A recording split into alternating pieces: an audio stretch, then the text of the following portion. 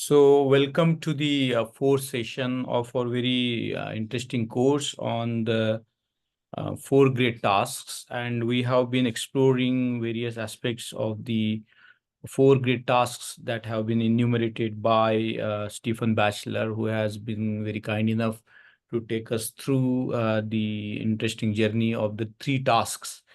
And today, the fourth task, where he's going to talk about actualizing a path, is itself a very important topic uh, for the four sessions. And uh, we are going to have this last session, but its importance, as you can see, is an immense. It has an immense importance, and I feel that this is like the, not to use a very oft repeated phrase like an icing on the cake, but this is sort of the essence of actually realizing the path, which Stephen is going to talk to us about tonight.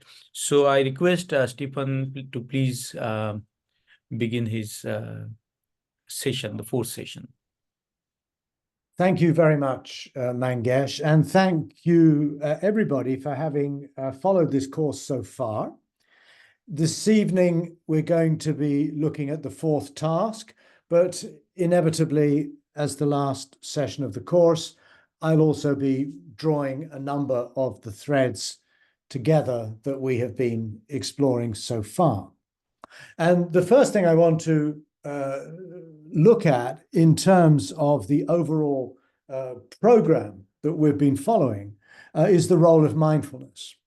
I think I mentioned in an earlier session that mindfulness, of all the Buddhist virtues, is the one that occurs the most in these four tasks. Each of the tasks, as we've seen, is accompanied by a path. And this path, each path is then broken down into a particular set of virtues. We're going to look at that more as we proceed today as well. But although there are 32 virtues, that doesn't mean that those virtues are all different. In fact, we find that many of the virtues, like mindfulness in particular, occurs in different ways in different parts of the practice. So we have mindfulness as part of the path of formation. Mindfulness is part of the path of integration or unification, as I've called it. Mindfulness is part of the path of seeing, the path of vision that we looked at last week. And mindfulness is also part of the Eightfold Path itself, which we are going to be looking at today. So what this points to, the reason why the Buddha uses mindfulness in these four tasks, in each one, on each of the four paths, implies to me very much that mindfulness is not something that exists in isolation. Mindfulness is not something that you can simply define and say, when you're in that state of mind, you're being mindful. Mindfulness is what one of my friends has called a team player. In other words, mindfulness works together with the other virtues in helping us realize the particular goals of the specific paths that we are dealing with. So when, for example, we're talking of the first task, which is to embrace life, or as we might be calling it now, to comprehend suffering. This is the path of formation, the path in which we somehow cultivate and develop ourselves in all aspects of our lives, in our paying attention, in our cultivating a motivation and resolve, and also in developing the power of creativity. Mindfulness in this regard, I would argue, is existential in nature. On the first path, mindfulness is embedded in mindfulness of the body, of feelings, of mental states, and of dharmas, which we understood as sort of teachings or values or practices that we constantly keep in mind. But what this kind of mindfulness is one in which we come to terms with our existential condition, the fact of having been born, of having a body, having a mind, of going through life in different phases, from youth to adulthood to old age, and finally approaching death. Mindfulness is holding in mind the human condition in which we find ourselves. And when you do a mindfulness or a Vipassana retreat, say with Mr. Goenka, then you're focusing very much on this existential mindfulness. You're becoming much more aware of your body, the basic fact of simply being alive, of being incarnated in the flesh, in the world of the senses. This is our primary experience as human beings, which is why we would call it an existential mindfulness. On the second path, where we pursue the second task of letting reactivity be, or simply acknowledging reactivity, then the function of mindfulness is not so much reminding us of our existential condition, but the function of mindfulness here is therapeutic. This is the sort of mindfulness that we would develop, say, in an MBSR course when we use mindfulness as a way of dealing with, say, anxiety or stress or one of these conditions which we have trouble with, which get in our way, and of which we seem to seek some kind of cure.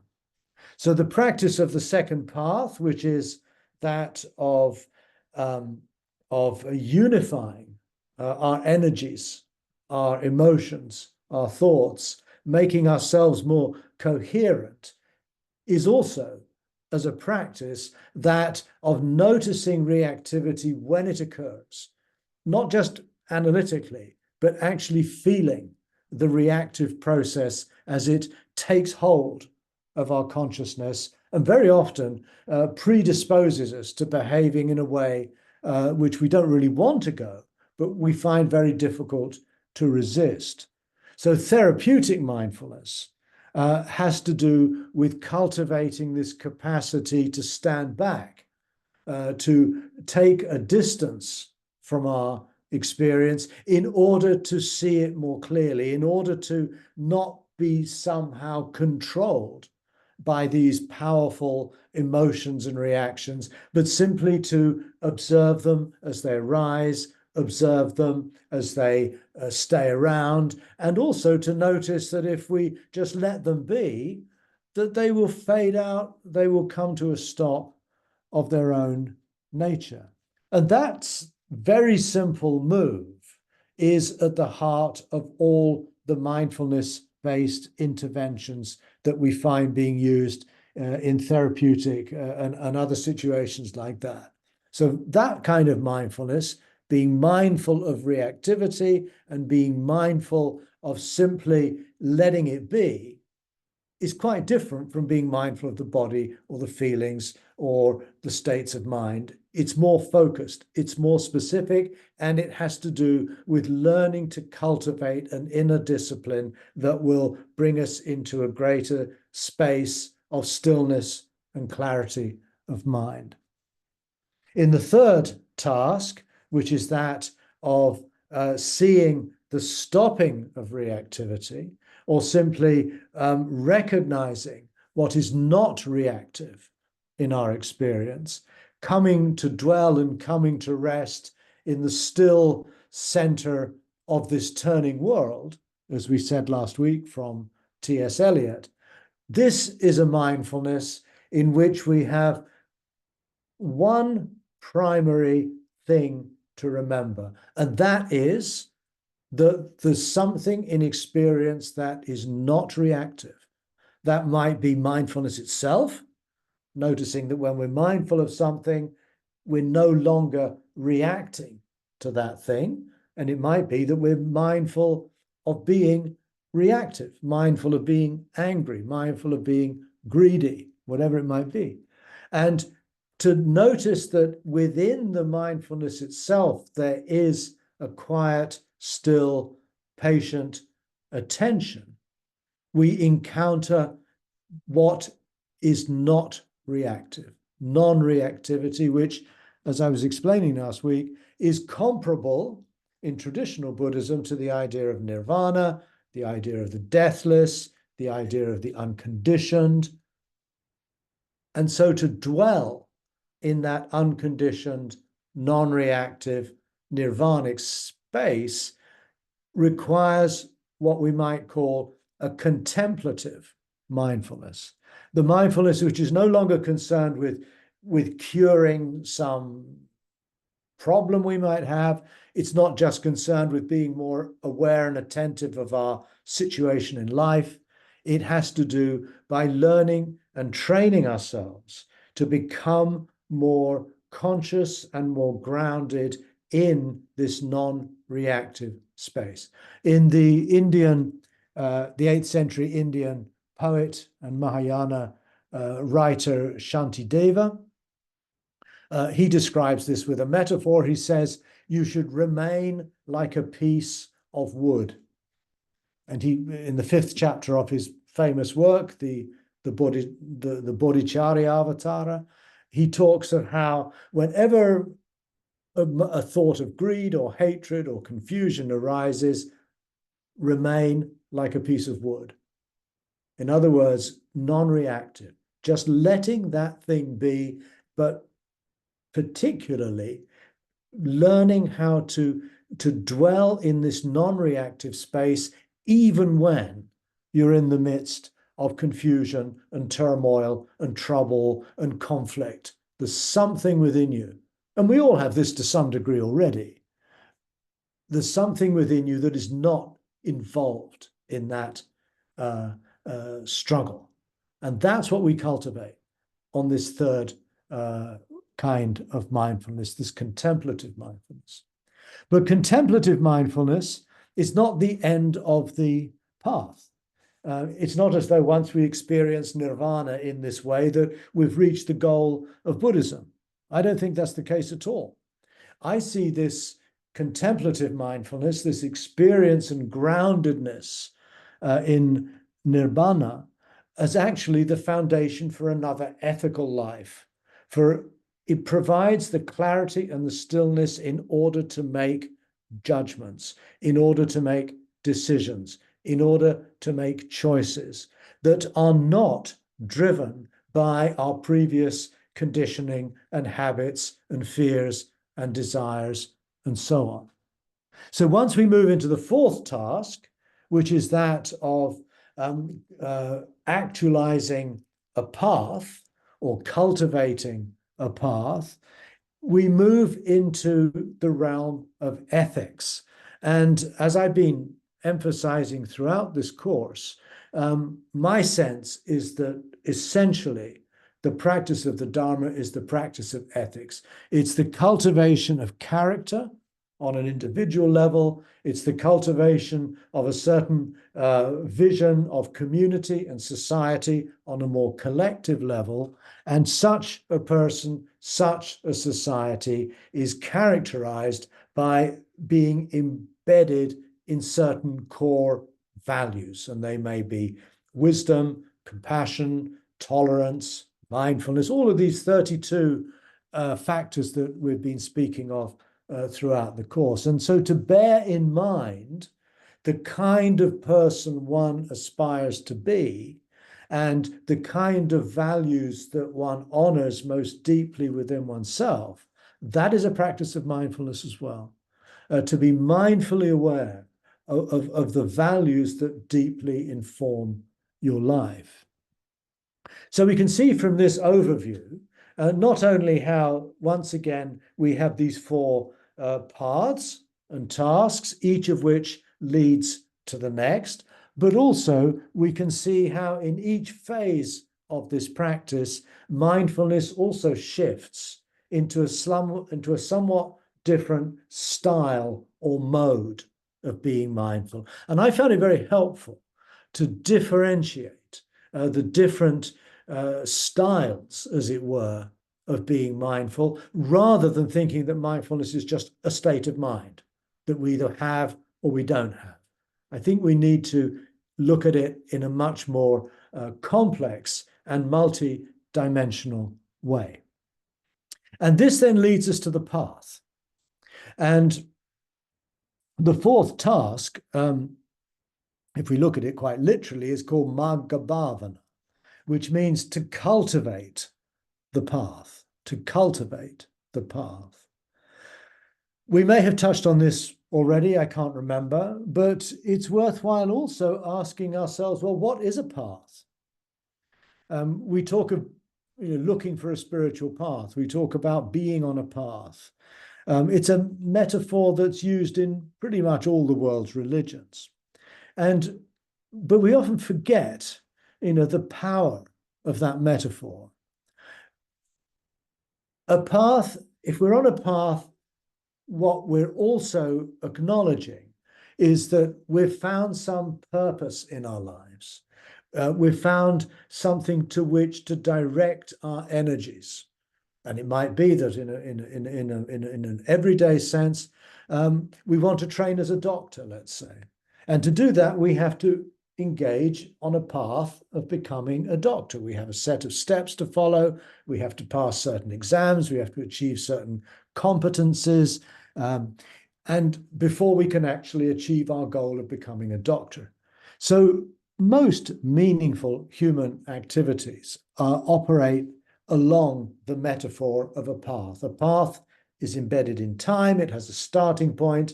It has a trajectory, and it has a goal. And that's therefore the frame within which we need to understand what any kind of path is.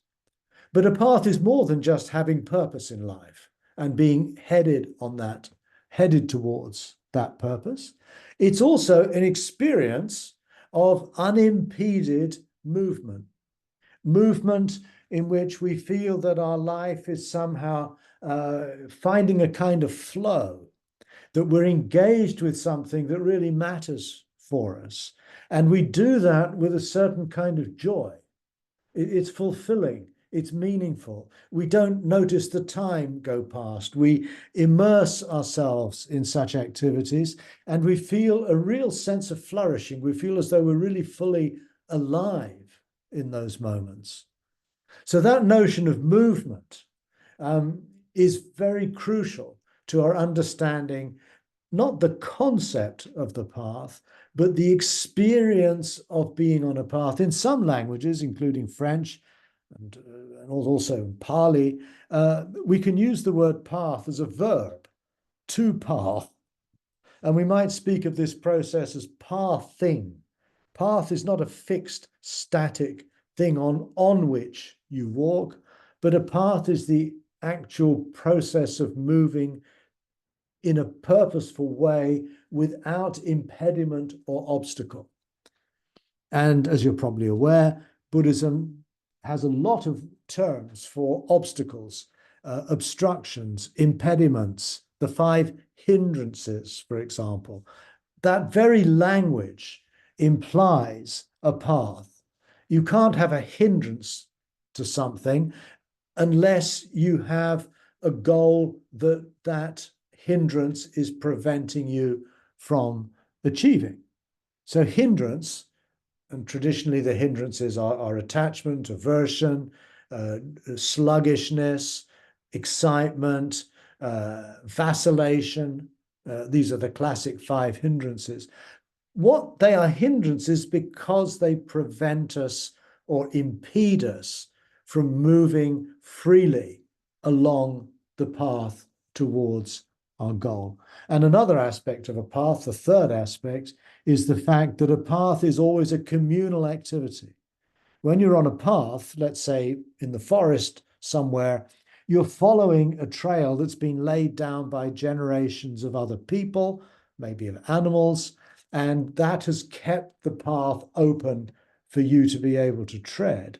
And likewise, when you tread the path, when you go for a walk in the hills, you are doing your role, your part in keeping that path open. If nobody uses a path, then very quickly nature will reclaim the ground that used to be a path. It'll start growing up with plants and weeds and grasses and so on, and within 2 or 3 years it will have disappeared altogether. So in a Buddhist path, in a spiritual path, we're always following the example of those who inspire us, and we're also keeping the way open for those in the future who will pursue the same path as we have done. So it's very much a sense of belonging, a sense of being with others, and a sense of indebtedness to those who've gone before, everyone from the Buddha to Babasaheb Ambedkar or others. And at the same time, it's a path is a practice of responsibility. In other words, to keep this path that we value available for others to tread. Now, so this is, broadly speaking, what we mean by a path. In classical Buddhist language, this path is recognized to be eightfold, and we're going to look at that in more detail as we continue. But for the time being, let's just remember that the path, a bit like mindfulness, is not just one thing.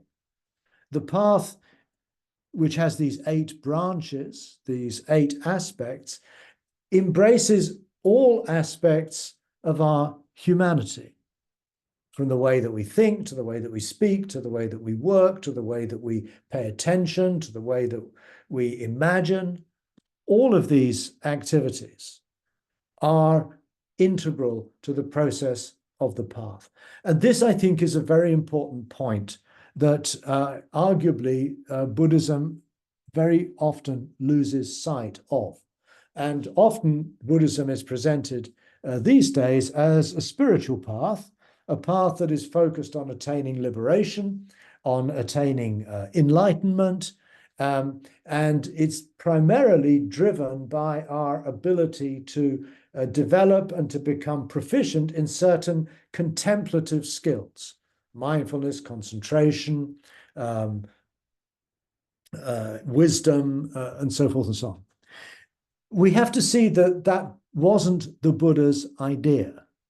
The Buddha's idea was that we need to cultivate a path that doesn't just attend to our spiritual or philosophical or religious needs, although that, of course, is part of it too. It's not to reject those things, but how this path is one that engages the fullness of our capacity to live and be fully alive as human beings on this earth. And that's why we have these 8 aspects. There could be more aspects. The point is that there are a range of skills that need to be cultivated and developed in order that we can flourish fully as a human being. We noticed in the previous class how we have these 21 householders at the Buddha's time, all of whom have come to live their lives from the perspective of the deathless or from nirvana. And that, again, points to how even a person who's not a monk, is not, meditating the whole time, but someone who's deeply involved in their work in the world is also cultivating the same eightfold path.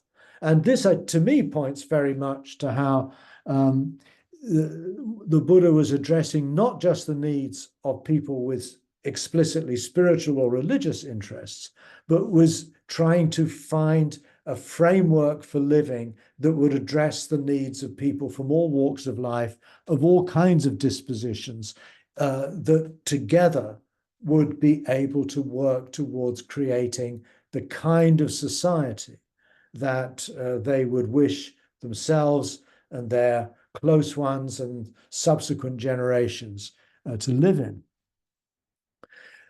But as a task, we're asked to cultivate a path.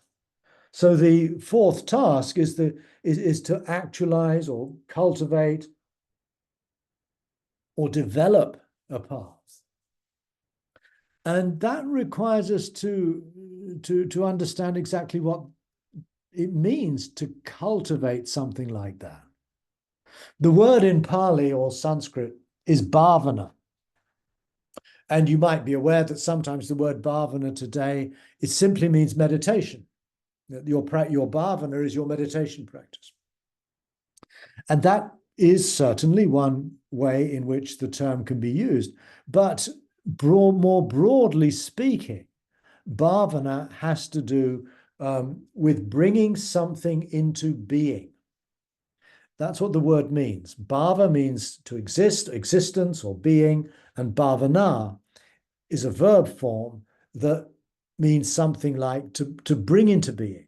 So when you cultivate a plant, let's say a flowering plant, you put it in a pot on your windowsill, and you then cultivate that plant, much in the same way as a farmer will cultivate a field of rice. And in each case, you are basically starting with something quite simple, like a seed, and you're putting it into the right conditions, which is good, healthy soil, enough water, enough sunlight. And by bringing those conditions together, then that plant is able to grow, is able to emerge from the ground, is able to shoot out branches and leaves and flowers. And in that way, it flourishes. It comes into being. Something that previously did not exist at all has now come into existence. So cultivation there clearly means more than just meditating. It means how do we bring into being the kind of person we aspire to be, a human being with intelligence, with emotions, with physicality, with social relationships and connections. How do you cultivate that? How do you bring such a person into a more fulfilled and realized and enriching sense of existing, of being alive?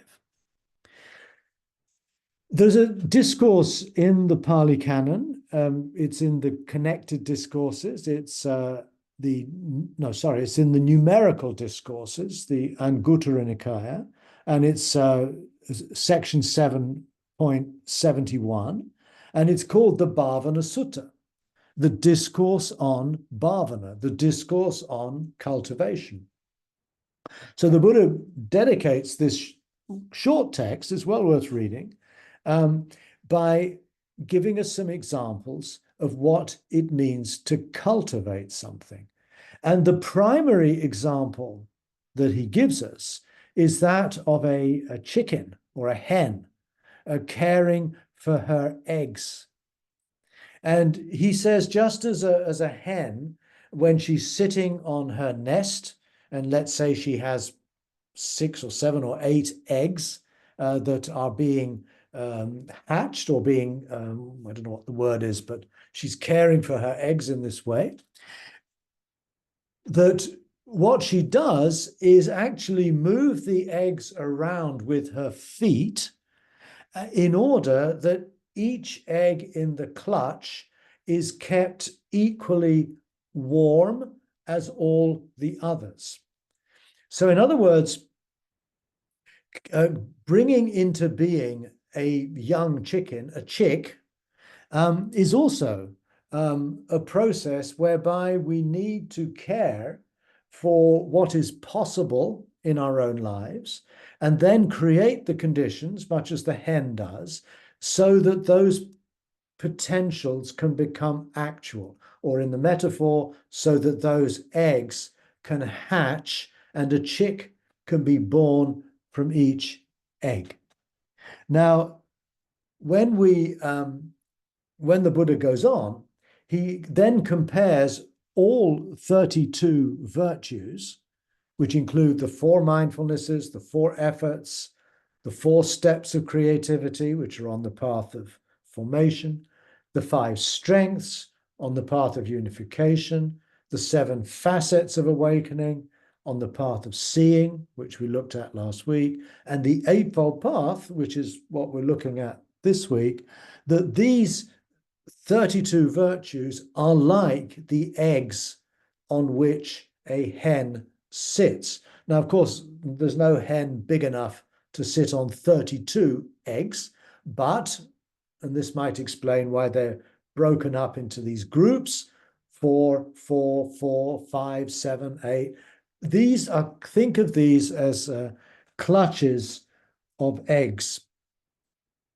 And with each clutch, with each group of virtues, the hen, like a hen with her eggs, we try to keep all of them in equal balance, that none of them are hotter than others, none of them are left too far to the side so that they're no longer given any attention, but all 5 or 8 or 7 virtues, depending on the path, are heated and cared for with the equivalent care that the hen provides. Now, another consequence of this metaphor is that once we start to think of the Eightfold Path, for example, as a clutch of 8 eggs, then we immediately lose any sense of there being any linear development. In other words, there's no order, there's no sequence. If you look at, imagine a nest with 8 eggs in it, you can't say which is the first egg, the second egg, the third egg, the fourth egg. But when we're presented with the Eightfold Path, traditional Buddhism will say that this begins with right view, then right thought, then right speech, and so forth and so on. It's a very standardized set of sequences that, without exception, the Buddhist traditions agree upon. Now, the metaphor, however, suggests that this doesn't have to be the case. A clutch of eggs, especially eggs which are being moved around, implies that we can adjust and engage with these virtues in any sequence that works for us. We're not obliged to stick to the standard model.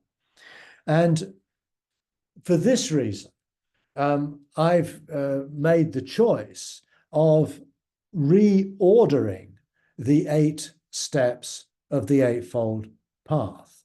And if you look at the cartography of care that I've circulated, you'll find that there we've got a very different sequence from the one that you will find in traditional Buddhism, which starts with mindfulness and collectedness, whereas the traditional version ends with mindfulness and collectedness, or samadhi.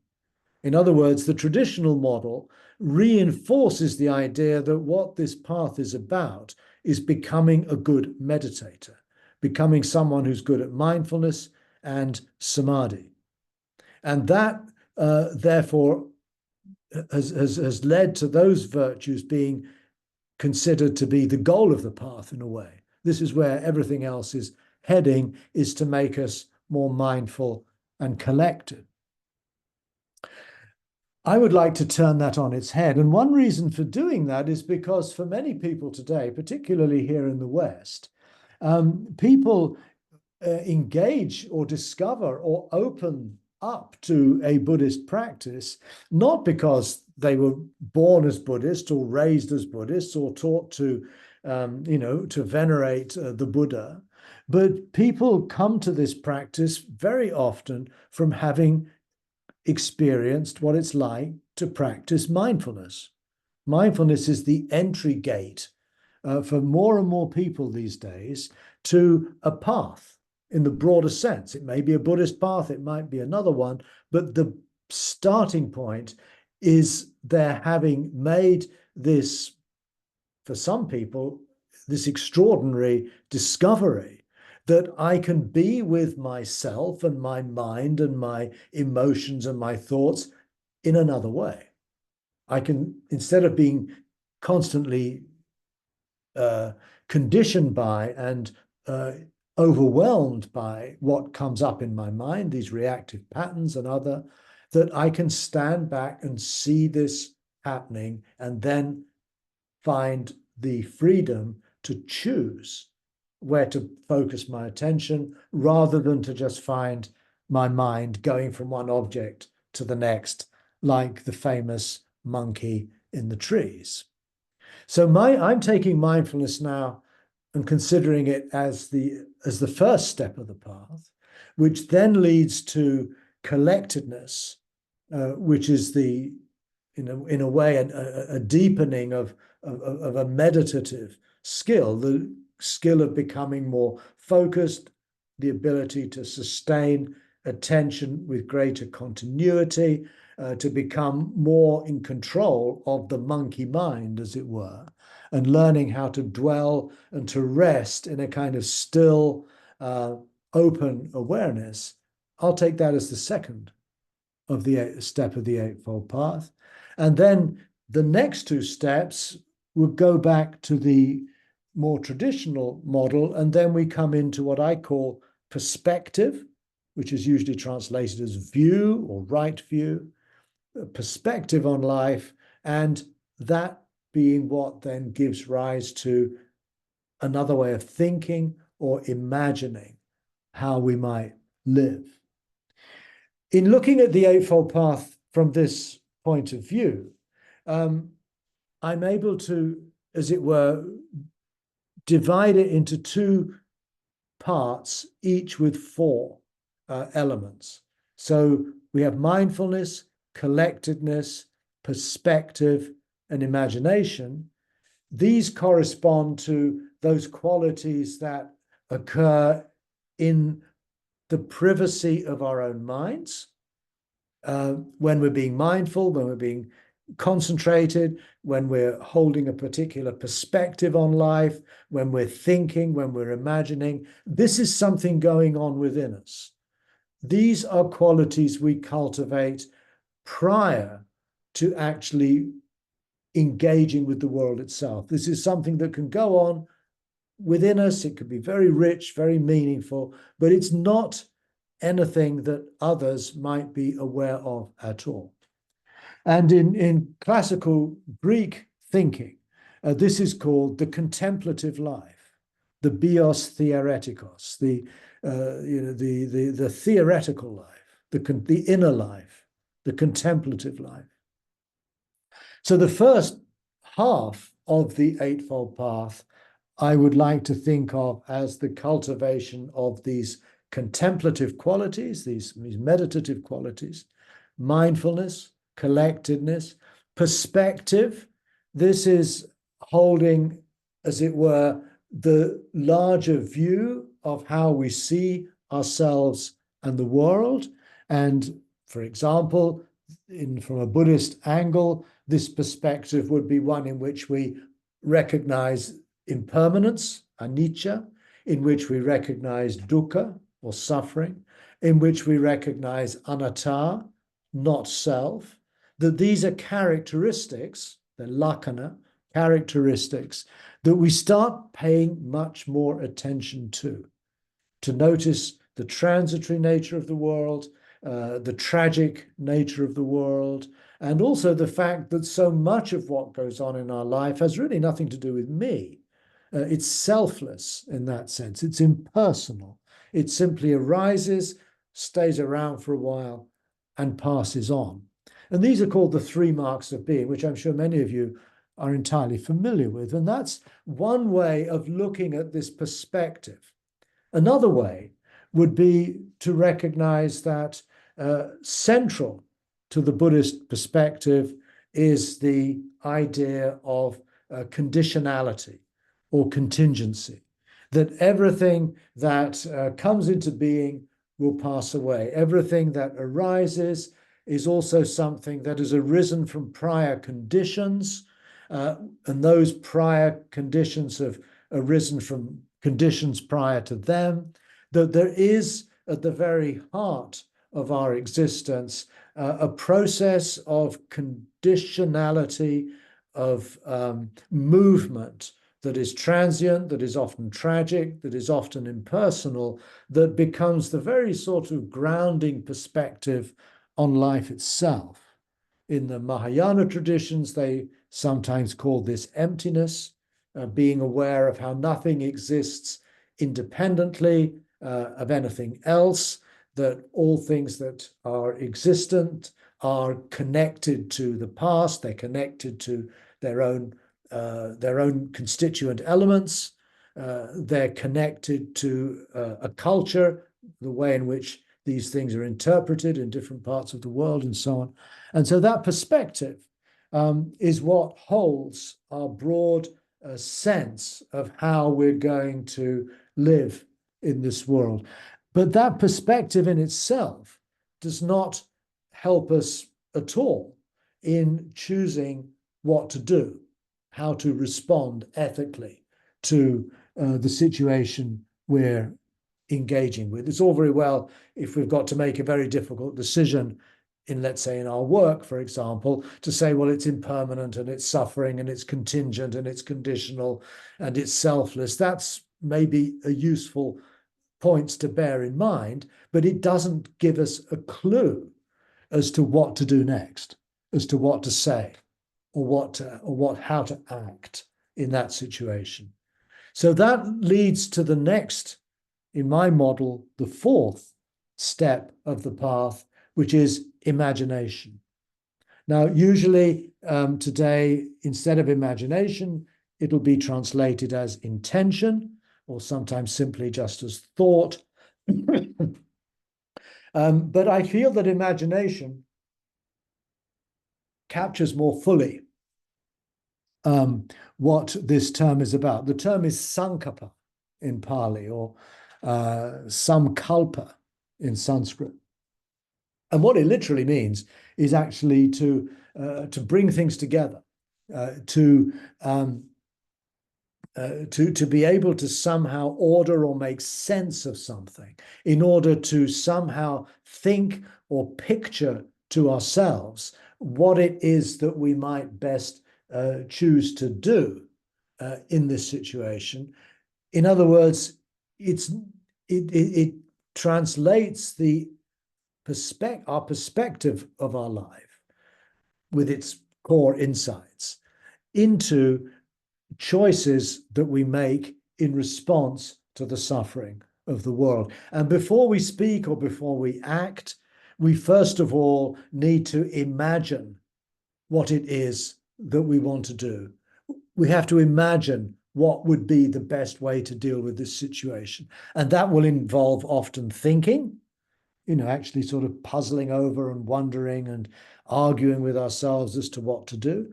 But also it will include our capacity to be able to picture a solution. Imagination has a lot to do with problem solving. It has to do with recognizing the actual situation as it is now, recognizing that there's something problematic about that, something that's causing suffering, let's say, something that's causing grief, and imagining how we can get ourselves out of that situation. Whether it's for me or whether it's for another person, we need to be able to imagine some kind of solution. And so imagination, to me, somehow stands between the inner life of contemplation and the outer life of action. And it's here we move from the contemplative life to the active life. And the last four steps of the Eightfold Path in this particular iteration of them is comparable to what the Greeks called the what did they call them? They called it the bios politikos, which means the political life, literally, the political life, the life in which we engage with the world that we share with others. And I think it's good to bring in the original term in Greek, politikos. It has to do with how we live together in the world with others. So right here, we already, in a way, are at a point in our experience where we're going to make a choice to say or do something. And in saying or doing something, we're going to change the world. admittedly in a very, very small way. It might be we might just affect one person or two people, but once we've said something or done something, our actions will have repercussions. And again, Buddhism is very clear about this in its doctrine of karma meaning intention, and then the acts and words that emerge out of that intention. And the four steps of the Eightfold Path that are, as it were, part of the active rather than the contemplative life are those of application, sometimes simply translated as effort, survival, usually translated as livelihood, work, and this is a tricky one, this is usually translated just as action, and voice, often translated as speech. But I think you can see what I'm trying to do here is to make a link between our inner practice, mindfulness, imagination, and so on, and our life that engages with others in the world. And I would like an Eightfold Path that doesn't conclude in mindfulness and collectedness, but concludes with work and voice. So application is the general term in Buddhism for applying ourselves to a task, creating the conditions for realizing what we value in our lives. Survival has to do with all of those things we need to do simply to ensure the survival of our own existence, the survival of our families, our dependents, our loved ones, our co-workers, whatever it might be. Survival is about what we have to do in order to be able to keep going as human beings. We need to eat, we need to have enough clothing, we need to have shelter, we need to have medicine. These are the four prerequisites for a monastic life. But I think what they point to are the basic requirements needed to lead a viable and flourishing life on earth. And I think the call for many people in the prosperous parts of the world, and by that I mean everywhere now across the globe where there is affluence and privilege, very often I think this is a call to simplify our lives, to see what it is that we really need and distinguish that from simply what we want. So survival is about meeting our primary needs. And curiously, one of the early texts in the suttas, the Buddha talks about how what it means to be part of a noble family or lineage. And he says a person who is part of a noble family or lineage is one who has achieved contentment with their food, contentment with their clothing, contentment with their lodging, and takes a delight in bhavana, a delight in cultivation. And that is arguably the earliest account of what we now call Buddha nature. That's how it was taught to me by my Tibetan teachers. They cited this exactly same text to point to how the basic requirements for becoming awake are actually material. They're not spiritual. And again, I think in India particularly, this must be something that you are constantly confronted with. The fact that there are many people in the society, who are basically just living to survive, just to get from one day to the next, to have enough food on the table the next day. But that's very different, the kinds of things one does in order to survive, and we all have to do something on that level, from what we call work. Now, the word in Pali for work is kamanta. Kamanta means the extent of one's activities. And this usually means something like employment or business, whatever it might be. And here we enter the sphere not just of survival, but of meaningful work, what we do in order to create the kind of world that we share with others, that gives us culture, that gives us all the things, or many of the things that we enjoy, but primarily to recognize that we do certain things in our lives that we have to do. I have to, do certain chores, perhaps, or I have to work a certain number of hours to be able to pay the rent or whatever it might be. But there's another dimension to work, which is meaningful work, work that I find deeply engaging, work that really is profoundly satisfying. It makes me, it makes me somehow, confident and satisfied with what I'm producing in the world. Now, this might be you might be working as a business person or as an artist. It doesn't really matter, or a gardener. But there's an element to work which has to do with, which is more than just about survival, which has to do with actually contributing to and creating the world that we inhabit with others, the institutions, the structures of the society, the rail service, whatever it might be. That these are things that make our lives more than just existing from one day to the next. We create things that will survive beyond our death, things that will be there for future generations as well, that we either contribute as a member of society, or in some cases, through our own efforts, we produce works of art or literature or books or whatever it might be.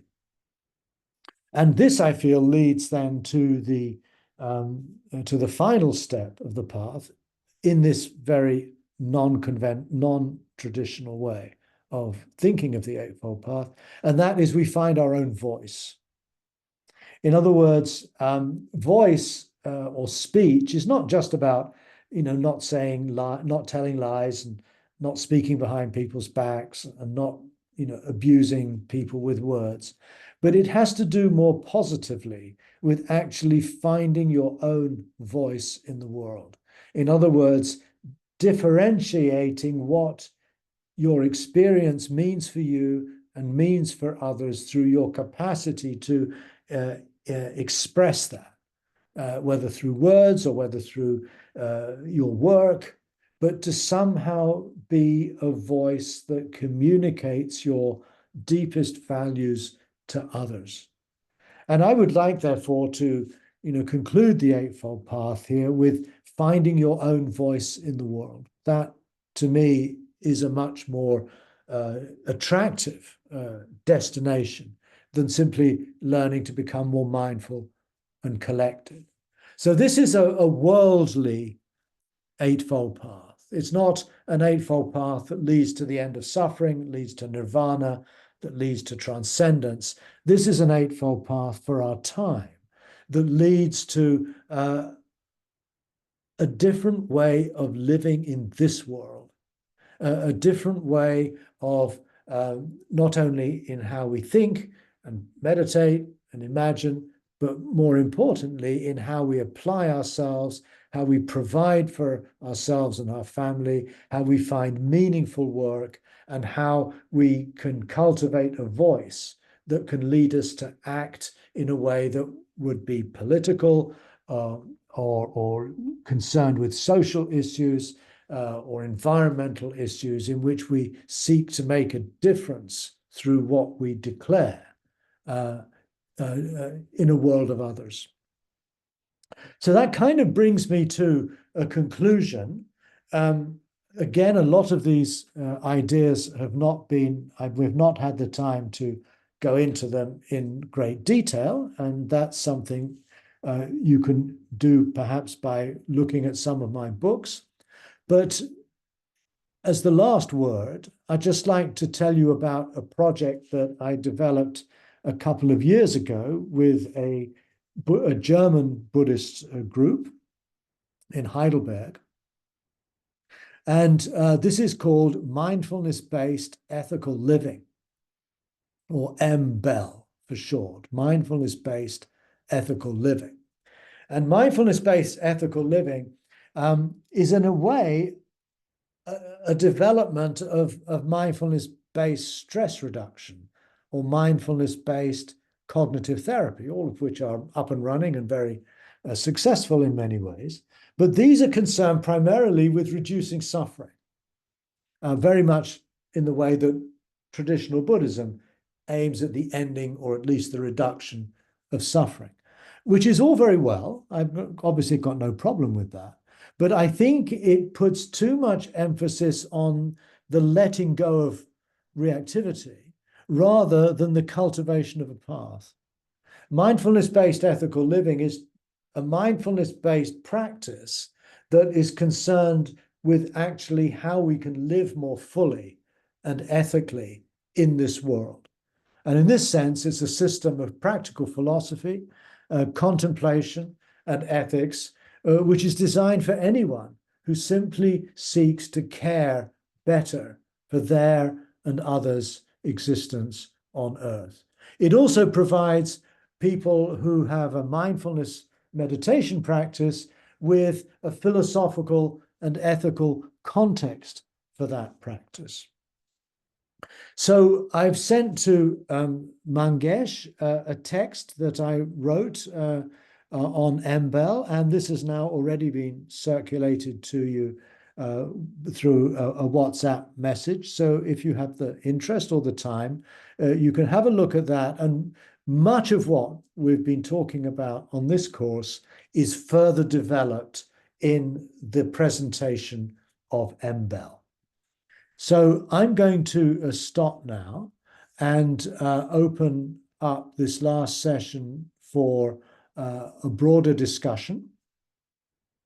And I would invite whoever would like to ask a question to do so. And you can, as we've been doing it in the past, you unmute yourself, put up your virtual hand if you wish, and then I'll invite you to speak. So, yes, Meenal. Yeah. Hello. Thank you. Thank you for these sessions. Am I audible? Very audible. Yes. So, as you mentioned today that with uh, with this path, while we are trying to figure out the path, it's very important to be concerned about what the community needs, like being standing up for injustice or environmental issues, and there are n number of things. What I have observed, and I'm very naive in this, in last 2-3 years, that earlier I was having very strong viewpoints on what is right, what is wrong. And now with practice, I have been able to develop the space of neutrality. And obviously, I understand the question itself is so vague because life itself is like, walking on a thread and balancing everything. There can never be a right or wrong answer. But this neutral zone that I have developed in myself, it's very, I find it not as a, blank thing. It's not blank. It's not that I'm numb to things that are going around me. It is more about I'm trying to understand with whatever understanding I'm having about the whole thing. So my question is, what are your insights on this neutral zone? Well, this neutral zone that you describe is pretty much what I was talking about last week. This is a non-reactive space. And you say that your practice, and I assume your practice is meditation of some kind or another, Yes. It brought you to a neutral space. In other words, Yes. instead of having lots of ideas and opinions about everything, and as soon as anybody says anything, you have a view on that thing, and you never really get to actually settle within yourself. You're always always reacting, as it were. And this Yes. Yeah. and this is very much what I've been trying to describe, that these tasks are operating within that way of thinking. In other words, you need to embrace the situation, notice what reactions come up, and then let them be and settle into a non-reactive space. And that non-reactive space sounds very much like your neutrality. It is a Okay. neutrality. And in fact, if you look at the 7 facets of awakening that we looked at last week, you'll find that the last one is equanimity. And equanimity is a balanced, neutral space. In fact, the word upekkha in Pali, which we translate as equanimity, also means indifference. It means neutrality. So you're actually saying exactly the same as we've been describing in the last sessions in your own language, which is great. And it's that neutrality that serves as the turning point from being reactive to being non-reactive, or I'd phrase that more positively, from being reactive to being creative.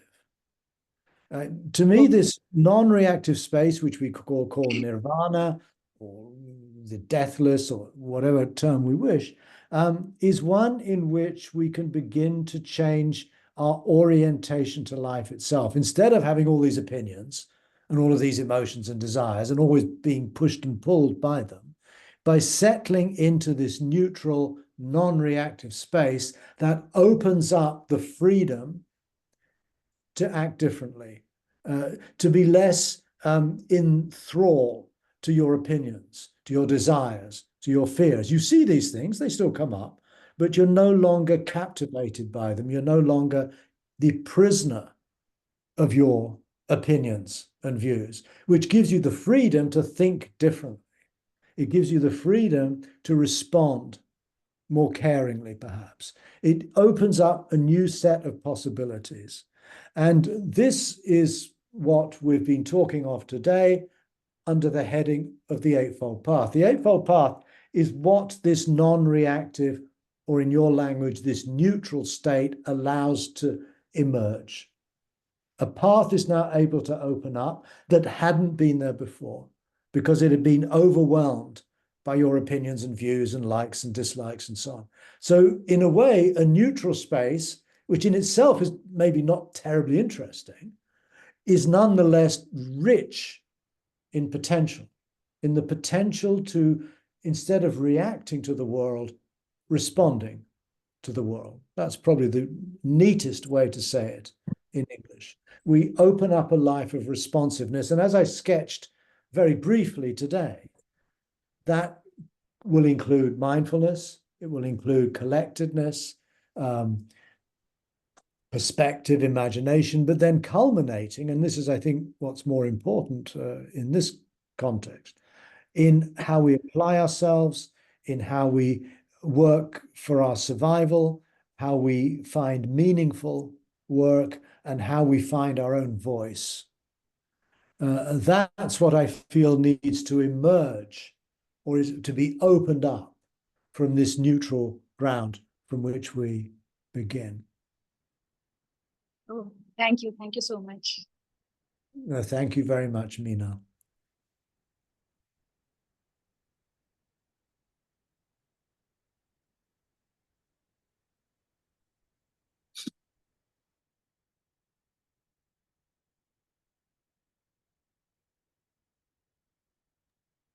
Stephen ji, Yes, you talk about, Mangesh. yeah. I like this presentation very well of the Noble Eightfold Path. The way you have, I would say, turn the things upside down. I found it very Yes. fascinating. And in the end, you said that this is the worldly path, Yeah. a mundane sort of a path. What do you mean by this mundane path? And is it different from what is called the traditionally called the Lokuttar path. Lokuttara path, yeah. Yeah. The I'm using I use the word worldly, not in the pejorative sense, like Lokuttara. I mean, worldly means somehow, it's not really very serious. It's banal, it's mundane, and so forth and so on. But that, I think, is a perspective that we get very much from a more monastic or renunciant perspective, where however, whatever language you use, there is basically a kind of a tendency to look down on the world. And the very fact that we use the word worldly as somehow negative implies that to be unworldly is somehow preferable. And this fits, of course, very well in traditional Buddhism, where the aim of the practice is actually to transcend this world. It's to achieve a state in which we're no longer born. This is the standard view. And if we wish to do that seriously, then we should become a monk or a nun, in order that we're no longer involved so much in the messiness of the world, but we're living in a more pure, refined, privileged condition in a monastery, let's say. And this allows us, as it were, a vehicle to actually go beyond the world, the opposite of Lokuttara. I'm turning that on its head too. And I don't see what is the problem with the world. In fact, the world to me is a place that we need to learn to accept and to love and to be engaged with. And there's such a movement within the Buddhist community today towards what we call an engaged Buddhism. You take someone like Thich Nhat Hanh or the Dalai Lama, these teachers are very much moving away from giving primacy to transcendence and freeing ourselves from samsara and from birth and death, and as turning back and saying, look, we need to embrace the suffering of this world. And for someone like myself who finds it very difficult to believe in reincarnation and continuity of life after death and all of these things, I find the Buddha's teaching presents me with a framework, not for transcending the world, but for living more fully and totally and engaged with the world. And that, I feel, is, again, very much the approach that we find with Babasaheb Ambedkar too. He wasn't interested, he's very critical and dismissive of Buddhist monks who just live contemplating in a monastery. He's looking for a dharma that is actually going to engage with very real socio-political conditions in India of his time, and which exist, of course, still today in India. So he turned Buddhism on its head as well. And that, I think, it's very courageous to do that. And I think he not only, made that move, but he also articulated it and instantiated it in the Indian Constitution, for example. Right. And so in that sense, I think we need to not assume that worldly means bad. In fact, I would rather argue the opposite. And I deliberately call it a worldly eightfold path for that reason. I wanted to shock people a little bit so that they sit up and say, wait a minute. I thought I was going to actually really, take the world seriously and to recognize that, as far as we know, it's certainly from a scientific point of view, as far as we know, this may be the only world there is. This little planet Earth, this might, as far as we know, it's the only place where such life has come about. And I think we need to really treasure and value that life. Of course, it's full of suffering and problems, conflicts and difficulties, but that's the medium, that's the material of our practice, frankly. And so I feel that in making these moves, we need to shift from a monastic perspective, which is based on the idea of renunciation and leaving the world behind, and into one in which we actually take the very core of our practice as about engagement with the world and holding a fairly agnostic view as to what comes after death or whatever may happen. Yeah, I find it very fascinating, Stephen, because the very first task that you discussed is about embracing the life. And it's not the rejection of life. And when the Four Noble Truths are worded that there is suffering in the world, which is like so much repeated that, people often get feeling that Buddhism is very pessimistic in a sense that Yeah. it's rejection of life. And I think this particular this session ties up with what you have been talking from the day one about embracing the life. And I think that brings it very well when you end up your this last fourth great task in terms of finding your own voice. Yeah, exactly. Yeah, yeah. Yeah. No. I'm fully aware of that, and I think the primary difference with a secular approach to Buddhism is that rather than having as your goal the ending of suffering, you have as your goal the embracing of suffering. Suffering is not seen as something that needs to be eliminated or gotten rid of. And in fact, if you think of suffering in the broader sense of birth, sickness, aging, death, which is how the Buddha begins his discourse on suffering, this is life itself, basically. And I have no, I find it, I have no interest at all in somehow bringing all that to an end. But I do agree with you. I feel that there is a big problem in Buddhism, and that is that beneath all the nice words and the compassion and so forth and so on, there is actually a somewhat nihilistic prospect. Namely, that even if you've taken your bodhisattva vows and you vow to free all beings from suffering, in fact, the goal of that path is in the end to bring life to an end for everybody. All sentient beings are going to disappear into nibbana, whatever that is, and then you can follow them afterwards. So you don't, even though you speak a lot about compassion, you're still arguing that the most compassionate thing to do is bring life to an end. Then you wouldn't suffer. And that is self-evidently true.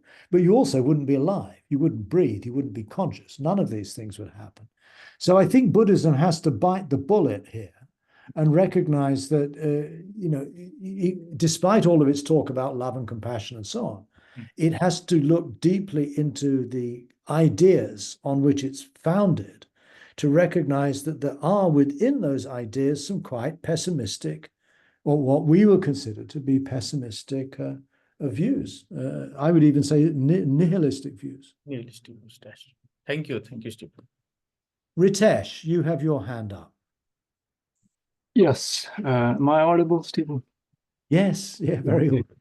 On that last point, of the nihilistic, just a small political note, and then I'll go to my question. Okay. You have probably heard of this philosophy called accelerationism, that's espoused by people like Steve Bannon. Well, that's exactly what they're talking about there. Is the best thing, the most compassionate thing that we can do for the world is actually to let it go to its end, and then we can build something better. It's just unbelievable. And I know that he has had some experiences in Zen, I think, and he read some of the Buddhist stuff, I believe. But anyway, just as anyway, thank you. My question is actually this divide that they sometimes make between the Theravada and the Mahayana. And that goes to the point of what you were just saying. For you, the path is worldly in a good sense, So in the Mahayana, you sit and you make the intention first before you sit that you are actually sitting for all beings, And in Theravada, I was speaking to somebody recently, a monk, and he was saying, no, you have to take care of yourself first. You have to get to a certain stage so that you know what to do, you want to do in the world. And he was bringing up this idea of the self, that you have to take care and nurse the self first. And my understanding was even in the Pali Suttas, when the Buddha was talking about the self, he was still talking about the interdependent communal self, as you put it. I was just wondering about your thoughts on this. Well, Ritesh, I mean, you've opened up a big topic here. I think what your Theravada monk said is fine, but I don't think he was actually answering your question. I think it is, of course, self-evident in a way that if you're going to engage yourself with the world in a, for the benefit of all sentient beings, you have to get your own act together first. And Mahayana Buddhists would say the same. I mean, my Tibetan teachers, who were very, very, very definitely Mahayanists, and who wanted every meditation to begin with a dedication to all sentient beings and so forth and so on, fully understand that if you just, wish all beings to be happy, that will have relatively little impact. It's just a nice idea. So clearly you need to engage in a practice, and that practice involves very much getting your own act together, sorting yourself out. And so that's not a particularly Theravada ideal. I think it's in some ways just common sense, really. And the Mahayana critique of the so-called Theravada, the Hinayanists, is that they're only concerned with their own salvation. They're only concerned with their own, achieving, a state of nirvana in which they won't be born again. And that's something rather different. I don't want to get lost here in Buddhist metaphysics, which is inevitably where you go in this kind of way. And also, I'm not sure that this Mahayana-Hinayana distinction is really so helpful anymore. I think it's the legacy of Buddhism as it evolved in India. And the interesting question is, why did the Mahayana project begin? What was not working in the early Buddhist schools that led many Buddhists to feel unsatisfied with the early tradition and begin to develop this new orientation called the Mahayana, the greater vehicle. Now, my sense is that what they sought to do was to recover something about the Buddha's original intention. I don't think myself that the Buddha was actually so concerned with, just individual people becoming liberated, but rather was concerned with giving rise to another kind of society, another kind of culture. He describes it as the creation of that the Eightfold Path leads to the building of a city in one famous text called the Nagara Sutta. And so I think the idea that the Buddhist path is one that is concerned with the world is already there in the earliest texts. And I think it was already, it's already present in many of the suttas, the discourses we find in those early texts. It may not be stated so explicitly as in Mahayana Buddhism, but from my understanding, if we look at the 32 virtues and the 4 paths and the 4 tasks, all of which go back to the earliest texts, it's very much about how we live fully in this world. It has to do with how we relate with other people, with other forms of life. We work nowadays, we'd say, with the environment. And so I think what happened is that after the Buddha's death, there was a shift away from that kind of more, broad concern for life. And there was a return to the kind of renunciant ascetic culture that existed in the Buddha's day, which was very much about cutting yourself off from the world, which was very much about attaining salvation, whether you call it nirvana or you call it moksha or whatever. And that did become over time the dominant strand of Buddhism in India. And the Mahayana, I think, was a reaction against that. But what the Mahayanists were reacting against was not what the Buddha said. They were reacting against how the Buddha's teaching had been interpreted and developed by particular schools after the Buddha's death. The whole development of, say, the Abhidhamma, this very atomistic sort of philosophy that emerged after the Buddha's death, again, is very reductive. It's not very dynamic. So a lot occurred after the Buddha's death, probably quite soon after the Buddha's death, probably in the following century or two or three, and that, I think, took Buddhism off into a direction that lost touch with some of the earlier impulses that the Buddha sought to communicate. And the Mahayana movement was an attempt to return to that. Thereby we get our first schism in the history of Buddhism, and a schism that unfortunately then became identified with particular schools, and then you get this rhetoric: the Mahayana is better than the Hinayana, and the Hinayana, in any case, nobody calls themselves a Hinayanist, an inferior Buddhist, as it were. And so you end up with this rhetoric that continues to today. And you get this same business of the Tibetans saying they're Mahayanist and the Sri Lankans are not Mahayanist, and so they're somehow inferior. That's not our problem anymore. And I feel we need to somehow put all that to rest and try not to get caught up in that effectively outdated rhetoric that comes from the early centuries of Buddhism in India, and then as it developed into China and Tibet and elsewhere. And I find it all rather dispiriting, in fact, that those arguments still persist today. I think we really need a clean sheet. We need to start all over again, I would argue. We need to go back to what the primary values are of the Dharma. And that's what I'm trying to do in these talks, basically. The 4 tasks, the 32 virtues, the 4 paths. I think we need to get back to these fundamental ideas, and then on that basis build a way of life, a philosophy, an ethics that speaks very much to the kind of suffering, the kind of reality we find ourselves in the 21st century.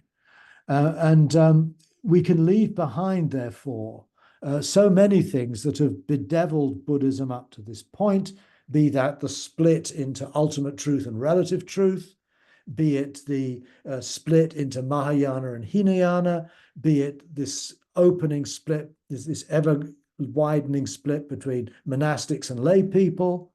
All of those are dualisms. And they've caused, some good has come of that, I agree, some rather interesting philosophy and so on. It's not without merit, but I feel that it's actually no longer really relevant to us today. And I don't think I wish to spend any time fighting those battles today. I want to leave all that behind and try to open up another way altogether, which is founded on the earliest sources that we have, but is not encumbered by the doctrinal and sectarian differences that have characterized Buddhism throughout its history. So in that sense, a radical reform, a going back to beginnings, and a starting all over again. And we have one more question from Mayur. We're nearly finished with our time. So Mayur, can you make your question? Thank you. Hi, Stephen. Am I audible? Yes. Yes. Okay, so Stephen, my question is related to non-reactivity. What I feel, reactivity is very much necessary for survival. It becomes a problem when we react more than necessary. You see, in animals also reacts to the danger. But when danger gets over, they are in natural or neutral state, just like Minal said. Or we can say non-reactive state. But why not in the case of human beings? Even after when danger is over, we are still in reactivity state. We make illusion. Sometimes we are in flight or fight mode, even after danger is over. Why are we creating suffering for ourselves? Can you please elaborate according to Buddhism? Well, the short answer is because we think, and because we have a sense of the future. Whereas animals don't. I think your example of the animal is very good. An animal will fight or flee immediately. There's no hesitation. The animal doesn't go, well, should I run this way? Should I run that way? It's triggered, and an automatic response makes it flee or fight. And then, as you say, once the danger is over, it settles back into its natural state, which Buddhadasa would consider to be a nirvanic state. But then the next time a danger occurs, or a potential mate appears, then all of its reactivity is triggered, and an animal has no control over it at all. That's the big difference. Human beings, unlike animals, are able to choose. In other words, we experience also danger. And sometimes that danger is real, in which case reactivity is a good thing to have because it triggers an immediate and necessary response. But as you say, we are complex creatures, and we cannot leave it at that. That we internalize and we remember all of this stuff. And we begin to behave in ways, as you correctly have stated, in which the reactivity persists even after the danger is over. And we start to, in a way, bring this reactivity to bear on longer term threats, like the danger of let's say, of an enemy army attacking in a few years down the line. That becomes our concern. An animal would never have a concern projected into the future. We have a much more, and I think it's basically because of our language and our thought that we're able to inhabit not just an environment like an animal does, we inhabit worlds. And worlds are projects that occur over generations. Civilizations rise and fall over centuries. We're concerned with issues that are far, far more abstract than those faced by animals, but they're also real. You know, the threats we have, for example, from let's say, if in India, it might be Pakistan, just as an example. But we worry about Pakistan. We worry about, the nuclear threat. We worry about all of these things. And I think that's, on the one hand, necessary and important, and it's what makes us human. But at the same time, we find that those legitimate concerns are very often overridden by our fear, by our desires, by our sense of importance of our particular race or our particular caste or whatever it might be. So human beings complicate the issue enormously and find it very difficult, in fact, to actually deal with the legacy of our evolution, which are these reactive patterns. We have laws, systems of, and social agreements and conventions and contracts, all of which are about basically keeping reactivity in check. And so a culture of awakening, which we might call it, a Buddhist culture that seeks to address the long-term issues of human life on planet Earth, clearly need to take into account all of these real and potential dangers. The climate crisis, for example, is something an animal could never be remotely aware of. But for us, through scientific understanding of, CO2 levels in the atmosphere and so on, we can, quite confidently predict the dangers that lie for future generations down the road.